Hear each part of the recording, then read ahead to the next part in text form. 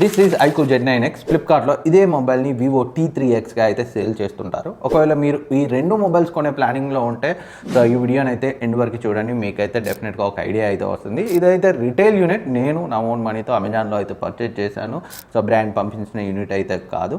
So ఆలస్యం చేయకుండా నా ఎక్స్పీరియన్స్ గురించి ఈ మొబైల్తో అయితే మాట్లాడుకున్నాం. అండ్ అన్బాక్సింగ్ వీడియో నేను సపరేట్గా చేయలేదు కాబట్టి ఒకసారి బాక్స్ అండ్ బాక్స్ కంటెంట్స్ అయితే చూడండి. సో బాక్స్లో మనకి మొబైల్ ఉంది, USB Type-C కేబుల్ ఉంది, 44 watt fast charger and TPU case ఉంది, ప్రీ అప్లైడ్ గా స్క్రీన్ ప్రొటెక్టర్ ఉంది, paper work and SIM ejector tool అయితే ఉంది. అండ్ ఫిజికల్ ఓవర్వ్యూ చూసినట్లయితే మనకి right side power button come finger print scanner ఉంది, వాల్యూమ్ రాకర్స్ అయితే ఉన్నాయి. అండ్ టాప్లో మనకి సో ఏమీ లేవు. అండ్ లెఫ్ట్ సైడ్ మనకి సిమ్ ట్రే ఉంది, హైబ్రిడ్ స్లాట్ అంటే 2 సిమ్ములు లేదా ఒక సిమ్ ఒక మెమరీ కార్డ్ అయితే పడుతుంది. బాటంలో మనకి Type-C పోర్ట్ ఉంది, మెయిన్ స్పీకర్, ప్రైమరీ మైక్ ఉంది, 3.5mm హెడ్ ఫోన్ జాక్ అయితే ఉంది. సెకండరీ మైక్ అయితే నాకు దీంట్లో అయితే కనిపించలేదు. అండ్ కాల్ క్వాలిటీ ఎలా ఉంది అనేది మనం ముందు అయితే మాట్లాడదాం. నా ఎక్స్పీరియన్స్ గురించి మాట్లాడుకునే ముందు ప్రజెంట్ అయితే దీని యొక్క ప్రైస్ 4 128GB వేరియంట్ది 13,000 ఉంది, బట్ బ్యాంక్ డిస్కౌంట్తో 12,000కి వస్తుంది. ఇది 6 128GB వేరియంట్, దీని యొక్క ప్రైస్ 14,500 ఉంది, బ్యాంక్ డిస్కౌంట్ అండ్ 500 కూపన్ కలిపి నాకైతే 13,000కి అయితే వచ్చింది. ఈ ప్రైస్ రేంజ్లో నాకు నచ్చిన విషయాల గురించి మాట్లాడుకుంటే డిజైన్ అయితే చాలా బాగుంది. సో ఈ బ్యాక్ సైడ్ సో మ్యాటే ఫినిషింగ్తో అయితే వచ్చింది అండ్ బ్రష్డ్ డిజైన్తో అయితే ఉంది. చూడడానికి అయితే ప్రీమియంగా ఉంది, ఈవెన్ దో పాలికార్బోనేట్ బ్యాగ్తో వచ్చిన. అండ్ సైడ్ కూడా మనకి ప్లాస్టిక్ ఫ్రేమే. అండ్ డ్యూరబిలిటీ పరంగా మనకి ఈ ప్రైస్ రేంజ్లో సాలిడ్గానే అనిపించింది, ఎక్కడ కూడా అంత చీప్గా అనిపించలేదు. అండ్ ఈ బ్యాగ్ డిజైన్ మనకి IQ 12 ఎగ్జాక్ట్ కాదు కానీ అలాంటి కెమెరా మాడ్యూల్ డిజైన్ అయితే ఇచ్చారు. ఇది కూడా చూడడానికి బాగానే ఉంది. అండ్ ఫ్రంట్ గురించి మాట్లాడుకుంటే ఫ్రంట్ మనకి టాప్ అండ్ సైడ్ బెజల్స్ సిమిలర్గా ఉన్నాయి అండ్ బాటమ్ బెజల్ మాత్రం కొంచెం థిక్గా ఉంది. అఫ్ కోర్స్ ఈ ప్రైస్ రేంజ్లో అది యాక్సెప్ట్ చేయొచ్చు. అండ్ పంచువల్ కట్అవుట్ కెమెరాతో అయితే ఉంది.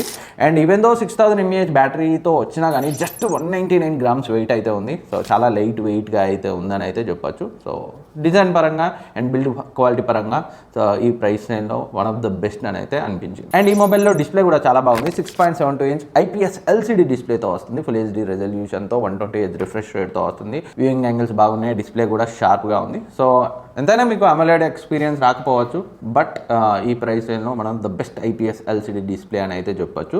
అండ్ 1000 nits పీక్ బ్రైట్నెస్తో వస్తుంది, బట్ మనకి అవుట్డోర్లో ఎలాంటి ఇష్యూస్ అయితే అనిపించలేదు. ఈ ప్రైస్ రేంజ్లో అన్నీ ఎలా ఉంటాయో అలాగే ఉన్నాయి, పెద్ద కంప్లైంట్స్ అయితే లేవు. అవుట్డోర్ విజిబిలిటీ పరంగా డీసెంట్గానే అనిపించింది. అండ్ 120Hz రిఫ్రెష్ రేట్ కూడా బాగానే వర్క్ చేస్తుంది. మనం ఫోర్స్డ్గా అన్ని యాప్స్లో కావాలంటే 120Hz రిఫ్రెష్ రేట్ని అయితే యూజ్ చేయొచ్చు.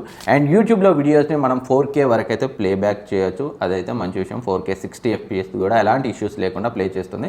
నేను చాలాసార్లు చెప్పాను, 20,000 OnePlus Nord CE3 Liteలో కూడా 1080p కంటే ఎక్కువ ప్లే చేయలేము.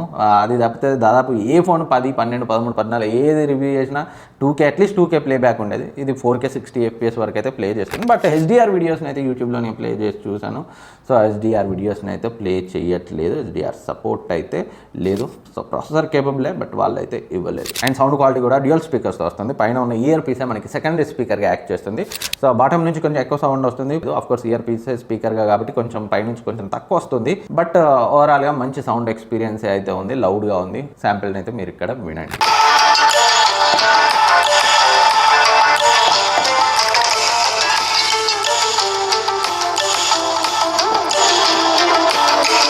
అండ్ నెక్స్ట్ ఇందులో నాకు చాలా బాగా నచ్చింది దీని యొక్క పర్ఫార్మెన్స్. స్నాప్డ్రాగన్ 6 Gen 1 ప్రాసెసర్ని అయితే యూజ్ చేశారు. మనం చూసాం హానర్ X9B 25,000 సేమ్ ప్రాసెసర్ని అయితే వాళ్ళు యూజ్ చేశారు. అలాంటిది జస్ట్ 12-13,000 ప్రైస్ రేంజ్లోనే ఆ ప్రాసెసర్ అంటే ఇంకా బీస్ట్ అని అయితే చెప్పుకోవచ్చు. AnTuTuలో అబోవ్ 5,50,000 అయితే స్కోర్ చేసింది. అండ్ టోటల్ టెస్ట్లో కూడా సో 80% స్టేబుల్గా అయితే ఉంది. సో మంచి పర్ఫార్మెన్స్ అయితే ఉంది. కొన్ని కావాలని వీళ్ళైతే రిస్ట్రిక్షన్స్ అయితే పెట్టారు, మేబీ బడ్జెట్ మొబైల్ అని ఏమో కానీ. అండ్ పర్ఫార్మెన్స్ అయితే చాలా బాగుంది. డే టు డే యూసేజ్లో యాప్స్ అన్నీ కూడా ఎలాంటి ఇష్యూస్ లేకుండా స్మూత్గా ల్యాగ్ ఫ్రీగా అయితే యూజ్ చేయగలిగాను. 6GB RAM వేరియంట్లో. 4GB వేరియంట్లో మీకు కొన్ని ఇబ్బందులు ఉండొచ్చు. సో ఏదైనా కానీ 13,000 14,000 పెడితే వీలైనంత వరకు 6GB ర్యామ్కి వెళ్ళే ప్రయత్నం చేయండి. 4GB ర్యామ్ అయితే ఇప్పుడు యాక్సెప్ట్ చేయగలిగింది అయితే కాదు. 12-13,000 దాని జోలికి వెళ్ళకండి, 6GBకే వెళ్ళండి. అండ్ ఇందులో మాత్రం పర్ఫార్మెన్స్ చాలా బాగుంది. అండ్ గేమింగ్లో కూడా కొన్ని రిస్ట్రిక్షన్స్ అయితే చేశారు. మనం 40 FPS వరకు ఆడచ్చు. ఓన్లీ స్మూత్ అండ్ అల్ట్రాలో మాత్రమే ఆడగలం. సేమ్ ప్రాసెసర్ ఉన్న రియల్మీ P1 Proలో మాత్రం 60 FPSలో మనం స్మూత్ ఎక్స్ట్రీమ్లో అయితే ఆడచ్చు. So but still gaming experience అయితే చాలా బాగుంది. ఈ ప్రైస్ రేంజ్లో one of the best gaming experience మీకు ఈ మొబైల్లో అయితే వస్తుంది. ఎలాంటి అబ్నార్మల్ ఈటింగ్ ఇష్యూస్ కూడా ఈ మొబైల్లో లేవు. అండ్ ర్యామ్ మేనేజ్మెంట్ బాగుంది. అండ్ యానిమేషన్స్ని డిఫాల్ట్గానే ఆఫ్ చేశారు. మీరు సెట్టింగ్స్లో రిమూవ్ యానిమేషన్స్ ఆన్ ఉంటుంది. దాన్ని ఒకవేళ యానిమేషన్స్ కావాలంటే ఆఫ్ చేసుకోండి, అప్పుడు మీకు యానిమేషన్స్ అయితే వస్తాయి. కాకపోతే కొంచెం డిలే అనిపించవచ్చు. So otherwise animations, apps open అవ్వడం, క్లోజ్ అవ్వడం కూడా చాలా బాగుంది. నెక్స్ట్ కెమెరాస్ గురించి మాట్లాడుకుంటే బ్యాక్ సైడ్ మనకి 50+2 MP డ్యూయల్ కెమెరా సెటప్ ఉంది. ఫ్రంట్ 8 MP కెమెరా అయితే ఇచ్చారు. సో ఫ్రంట్ వీళ్ళు ఇంకొంచెం బెటర్ రెజల్యూషన్ కెమెరాని యూజ్ చేస్తే బాగుండని అయితే అనిపించింది. ఫస్ట్ బ్యాక్ కెమెరా గురించి అయితే మాట్లాడుకున్నాం.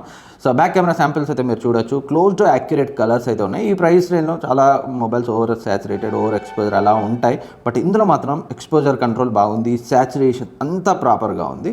అండ్ ఫ్రంట్ సెల్ఫీస్ కూడా ఈవెన్ దో 8 MP అయినా డీటెయిల్గానే ఉన్నాయి. బట్ చెప్పాను కదా, అట్లీస్ట్ 13 MP అలా ఇస్తే ఇంకా బాగుండేది.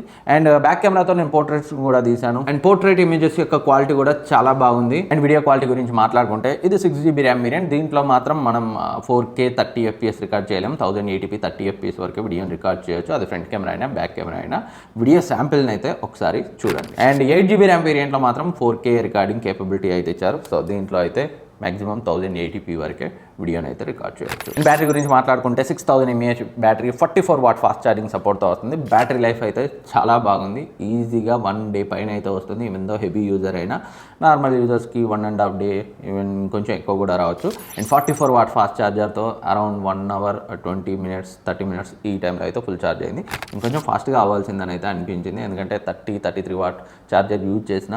సో చాలా మొబైల్, చాలా వేరే బ్రాండ్స్లో అవి 1 hour 1.5 hour పడతాయి. ఇది 44 అయినా సేమ్ టైమే పడుతుంది. అండ్ కాల్ క్వాలిటీ బాగుంది, సిగ్నల్ రిసెప్షన్ బాగుంది. And side mounted fingerprint స్కానర్తో వస్తుంది. చాలా ఫాస్ట్గా ఉంది, యాక్యురేట్గా ఉంది. అండ్ 9 5G బ్యాండ్స్ కావడం వల్ల 5G కనెక్టివిటీ విషయంలో కూడా ఎలాంటి ఇష్యూస్ లేవు. అండ్ అదర్ సెన్సార్స్ కూడా అన్నీ బాగానే వర్క్ అవుతున్నాయి. గైరా కూడా BGMIలో బాగానే వర్క్ అవుతుంది. సెన్సార్స్ వెయిట్ని కూడా స్కిప్ చేయలేదు. అండ్ సాఫ్ట్వేర్ గురించి మాట్లాడుకుంటే out of the box Android 14తో FunTouch OS 14తో వస్తుంది.